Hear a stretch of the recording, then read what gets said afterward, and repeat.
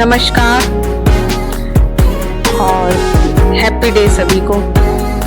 और दिवाली के बाद शुरू हो गई रूटीन, अपना दिनचर्या। और ये देखिए, दिवाली की शॉपिंग अभी भी नहीं रुकी है। कुछ ऐसी थी जो कुछ रह गई थी। और ये जो बेड के लिए ना गद्दा मंगवाया गया था, एक गद्दा एक ऐसी चीज है एक्चुअली। हम लोग 10 से 8-10 घंटे 12 घंटे एक जिस बेड के ऊपर हम लेटते हैं, सोते हैं, तो वो कितना कंफर्टेबल होना चाहिए, ये बात बहुत मायने रखती है।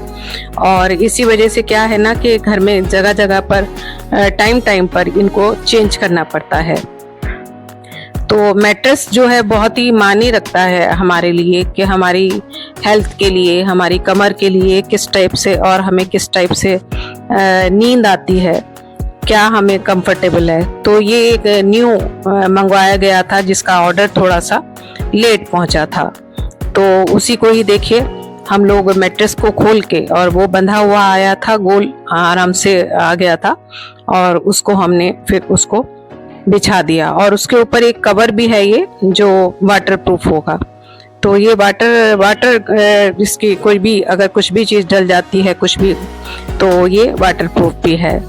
तो ये कंफर्टेबल एक मैट्रेस मैंने आपको दिखाया, तो काफ़ी कंफर्टेबल है और अच्छे से ये नींद भी इस पर आती है।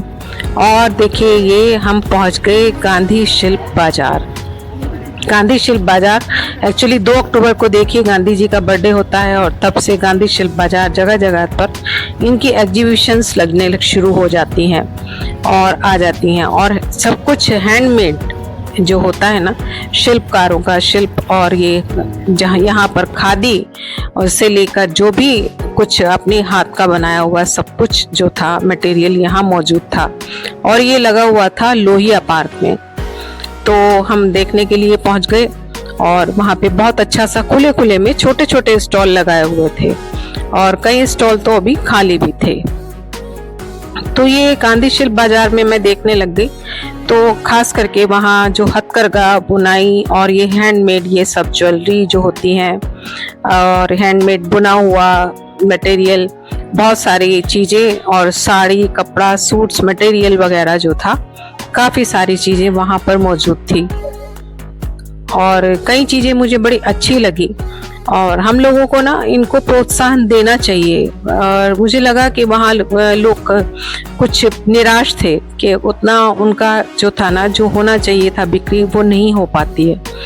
और ये देखिए, दरी वगैरह है, हैंडमेड बुनी हुई होती हैं, जगह जगह से आती हैं शॉप्स। और गवर्नमेंट उनको ऐसा नहीं है कि उनको प्रोत्साहन के लिए उनको बुलाते हैं और लगाते हैं वो आकर के, लेकिन जिस हिसाब से उनका जो मेहनत होती है ना, लेबर होती है, तो उतना सब कुछ आजकल पाना मुश्किल हो रहा है। मुझे ऐसा लग रहा था उनकी बातों से वहाँ पर।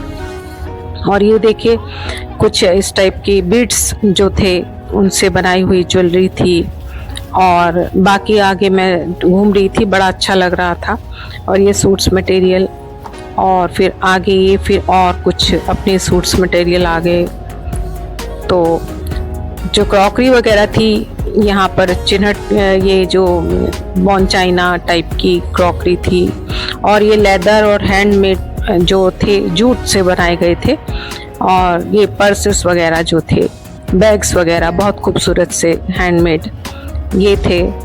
और बाकी वहाँ कुछ प्रोग्राम जो शाम को होता होगा उसके लिए कुछ सजा हुआ था, स्टेज वगैरह।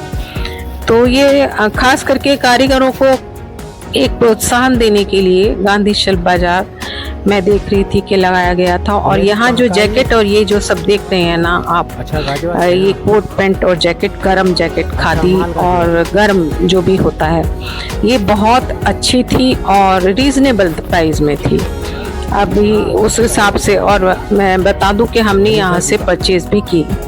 और ये कुछ पीतल का मटेरियल था जो मुरादाबाद का था, उसमें छोटे छोटे दियाज वगैरह, कुछ ऐसी चीज़ें थी जो अच्छी लग रही थी। बैल वगैरह थी सुंदर सुंदर, और काफ़ी सारी यहाँ पे चीज़ें थी। इसमें कशीदाकारी, जो मूर्ति कला नहीं थी इनमें यहाँ, पॉट्स थे और बाकी जो पूजा का सामान होता है ना, पूजा से संबंधित सभी कुछ यहाँ पे छोटा छोटा सामान पूजा का, दियाज वगैरह और प्लेट्स वगैरह और कुछ वास्तु से संबंधित होता है, ये बेल वगैरह ये सब यहाँ पर थी। और ये जो बैग्स हैं ये प्योर लेदर में जो थे यहाँ पर अच्छे थे। और बाकी ये आ गए कहीं मटेरियल किसी पीतल वगैरह से ही बनाए हुए कुछ शो पीस वगैरह और बाकी भी ज्वेलरी वगैरह, इयररिंग वगैरह थे। और यहाँ भी कुछ इस टाइप से राजस्थान का था स्टॉल। राजस्थान का तो रंगीन आता ही है और बहुत खूबसूरत चीज़ें उसमें हमेशा आती हैं, रनर्स वगैरह और बाकी सब कुछ हमेशा ही आती हैं।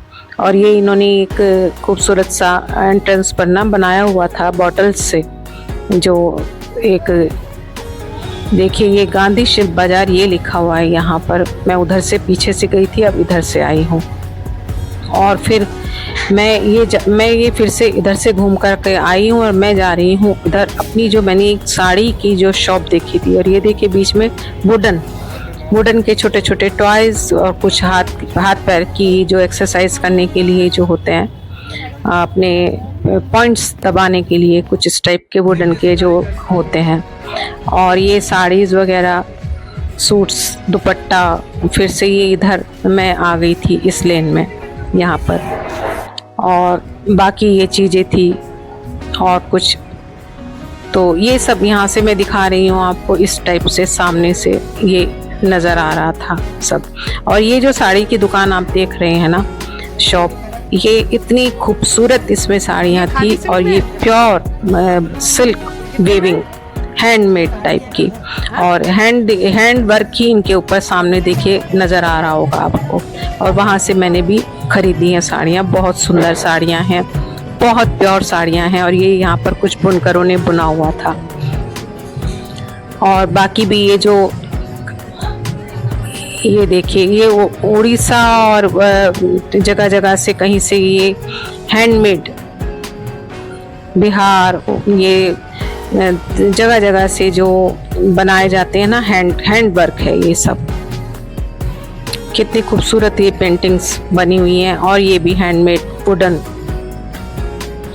पालना वगैरह हैंडमेड था। तो ये पेंटिंग्स थी कुछ, ये छोटी छोटी हैंड वर्क पेंटिंग हैंडमेड हैं सब। और विद फ्रेम ये मिल रही थी, बहुत सुंदर। तो यहाँ देखिए मैं फिर से साड़ी की दुकान आपको वो शॉप दिखा रही हूँ कि जहाँ से मैंने वो ख़रीदी हैं। और ये सब देखिए, और क्या इसका जो मटेरियल है ना और डिज़ाइन है वो बहुत खूबसूरत था। और ये कुछ टेरिकोटा के ऊपर जो बनाए जाते हैं ना आजकल, वो उस टाइप के यहाँ पर कुछ सेट्स थे गले में पहनने के लिए यहाँ पर। तो मैं देख रही थी कि हाँ, प्रोत्साहन स्वरूप ही सही, अगर आपको आवश्यकता है और आपको पसंद आता है तो अपना देशी और स्वदेशी जो ये मटेरियल है ना, ये वाकई में अच्छा है, लाजवाब है। और इस बार तो ना दिवाली में भी अपने देशी जो पटाखे जो है ना, वो उन्होंने रिकॉर्ड तोड़ा है चाइनीज़ के मुकाबले। काफ़ी ज़्यादा मात्रा में उनकी बिक्री हुई है। तो ये देखिए आसाम से आता है ये बुना हुआ, और भी कई जगह से ये आती है। इनको ये घास होती है, इसको सुखाते हैं, सुखाने के बाद इस कलर का होता है और फिर उसके बाद बुन करके इसको फिर तरह तरह की टोकरियाँ और ये सब रोटी रखने के लिए और सब ये बना करके। और ये ऊन से बुना हुआ ये यहाँ पर छोटी छोटी सी अपने हाथ की बनाई हुई उनकी चीज़ें थी, कैप वगैरह और सॉक्स वगैरह और बच्चों के, और क्रोशे से बुना हुआ कुछ था मटेरियल, बच्चों के थे। तो बाकी ये सब स्टॉल वगैरह भी बुना हुआ था। तो यहाँ पर ये था। तो ये भी बहुत अच्छे से देखिए अपने हैंडमेड, और ये हैंडमेड डॉल ये ऊन से बनाई गई हैं और बहुत सुंदर तरीके से इन्होंने बहुत बारीकी से इनको अंदर इसके कॉटन भरी हुई है। लेकिन ये सब कुछ किस तरह से बुन के इन्होंने किया हुआ है ये कुछ मेरी समझ नहीं आ रहा था बहुत, लेकिन जो भी था बहुत उम्दा था। और ये कुछ फ्लावर्स ऊन के बनाए हुए हैं सच में हमें प्रोत्साहन इनको देना चाहिए कि जो अपने हाथ से बनाया जा रहा है मटेरियल वो कम लोगों को मिलता है। और यहाँ से फिर मैंने कुछ एक आध बैग्स भी लिया क्योंकि ये प्रिंटेड थे और बहुत अच्छी ड्रेसेस पे मैच करते हैं, अच्छे लगते हैं, कुछ साड़ियों पे और कुछ सूट्स वगैरह, कुछ भी ड्रेस के ऊपर। और यहाँ ये कुछ राजस्थानी थे। और यहाँ से लास्ट में फिर मैंने अपनी जो साड़ियाँ ली थी ना वो यहाँ से फिर मैंने उनसे लास्ट में आकर के ले ली थी, खरीद ली थी। तो आपको कैसी लगी ये एग्जीबिशन देखिए। तो इसमें जो साड़ी आपको नज़र आ रही है ना उनकी एक विशेषता है कि ये आप हाथ में लेंगे अगर मटेरियल तो आपको बहुत ही रफ जैसे फील होगा, क्योंकि जब हम हैंडमेड करते हैं ना किसी भी चीज़ को तो मशीन की तरह से उसमें एक बारीकी शाइनिंग भी नहीं आती, वो चीज़ नहीं आती। और जो इसका जो रेशम के कीड़े होते हैं और रेशम को बनाते हैं उनसे असली जो रेशम होती है उनसे ये बुना हुआ जब होता है ना और खादी टाइप में आता है तो एक अलग ही इसमें वेविंग में बात होती है। और ये बाकी कुछ था, यहाँ पे बहुत सुंदर सुंदर पेंटिंग्स थी बनाई हुई, ये देखिए। और ये कुछ गुजरात का आइटम और ये लेदर कहीं का आता है वो था। सब छोटे छोटे स्टॉल काफ़ी थे, हर लेन में अलग अलग इन्होंने गोलाई में रखे हुए थे। और ये हैंडमेड कलाकृतियाँ, ये भी देखिए तिनकों से ये बनाई हुई हैं, एक अलग ही। देखिए ये जो गेहूं का छिलका होता है ना, गेहूं की बालियां जो होती हैं उनसे ये चीज़ें बनाई गई हैं। वही कलर है, उसी को ही इन्होंने गेहूं की डंठल, ये देखिए लिखा हुआ है गेहूं की डंठल से बनाया गया है ये।